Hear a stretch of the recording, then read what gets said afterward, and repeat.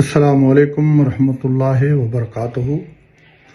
હું ઇબ્રાહિમ હાલેપોત્રા, ઉપપ્રમુખ અખિલ કચ્છ સુન્ની મુસ્લિમ હિતરક્ષક સમિતિ. આજે વાત કરવી છે સોશિયલ મીડિયા ઉપર છેલ્લા 2 દિવસથી હાજી જુમાભાઈ રાયમા, ગુજરાતના મોતબર મુસ્લિમ આગેવાન, જેમને બદનામ કરવાની જે કોશિશ સોશિયલ મીડિયા દ્વારા કરવામાં આવી છે તે ખરેખર એક બિન મુસ્લિમ મહિલાનો વિડીયો લઈ અથવા તો એનો ઇન્ટરવ્યૂ લઈ અને જુમાભાઈ રાયમાને જે બદનામ કરી અને આક્ષેપો, પાયા વિહોણી આક્ષેપો નાખી અને જે બદનામ કરવાની કોશિશ થઈ રહી છે તેનું સખ્ત શબ્દોમાં વખોડું છું. અને પત્રકારની રીતે પણ ખરેખર આ બ્લેકમેલિંગ અને લુખાગીરી જેવું આ કૃત્ય કહેવાય.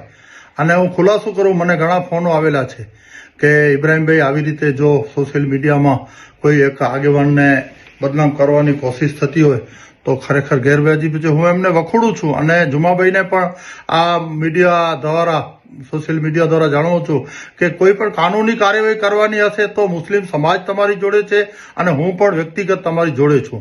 માટે આવા જે પણ લોકો જુમાભાઈ રાયમા અથવા તો ગમે એ આગેવાનને બદનામ કરવાની કોશિશ થાય એ ખરેખર ગેરકૃત્ય છે. અને આ પ્રકરણમાં પણ કોઈ આગેવાનો પણ જે પડદાની પાછળ પણ આને જે જુમાભાઈને બદનામ કરતા હોય તે પણ ગેરવાજબી છે.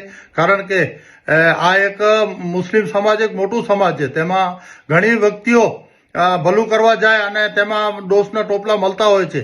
એમાં ઓલું ન હોય, પણ આ જાણી જોઈ અને જે બદનામ કરવાની કોશિશ કરી અને વિડીયોને સોશિયલ મીડિયામાં ચલાવી તે ખરેખર ગેરવાજબી છે. તેમને હું ફરીથી સખ્ત શબ્દોમાં વખોડું છું.